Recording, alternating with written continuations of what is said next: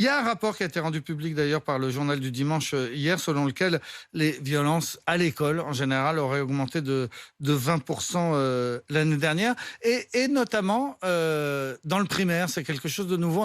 Ou en tout cas, on n'avait pas d'études sur la violence dans les écoles primaires. Oui, tout à fait. Là, les 2 études que j'ai faites l'année dernière confirment exactement ce que dit l'Observatoire.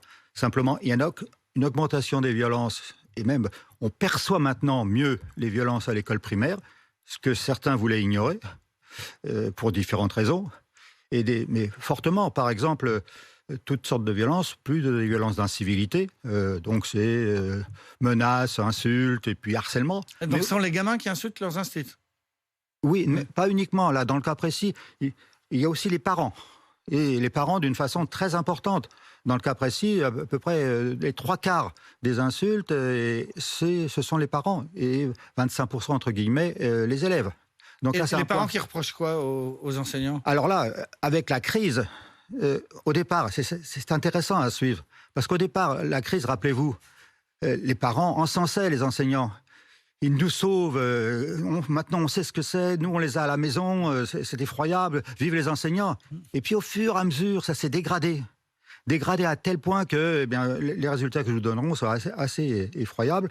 Pourquoi? Parce qu'il y a eu des conflits pour la garde, l'ouverture des écoles.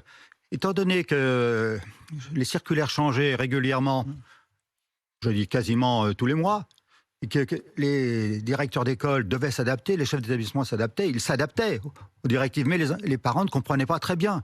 Et à partir de là, se sont nés des conflits, mais vraiment très forts. Donc vous voyez, ce qui au départ paraissait très positif est devenu négatif. Et on en est à un tel point par rapport aux publications de l'Observatoire et puis aux miennes qu'il faut faire quelque chose réellement.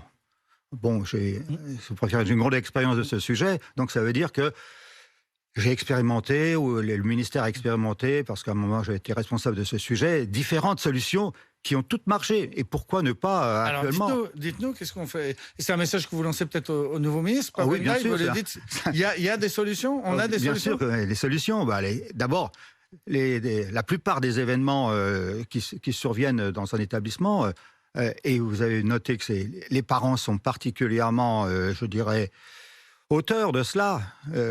C'est l'Observatoire qui dit qu'il y a 3 fois plus d'événements contre les chefs d'établissement et les directeurs que sur les enseignants.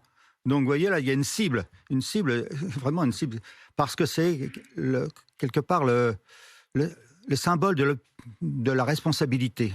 C'est le pouvoir public qui a attaqué en elle-même, entre parenthèses, pour la police et puis aussi des services de l'emploi, etc. Ce n'est pas uniquement un phénomène éducation nationale, mais il est plus accentué chez nous. Pourquoi? Parce que chez nous, c'est un lieu de paix, un lieu d'enseignement, un lieu tranquille. Et là, on perçoit que ce n'est pas tout à fait ça. Alors, qu'est-ce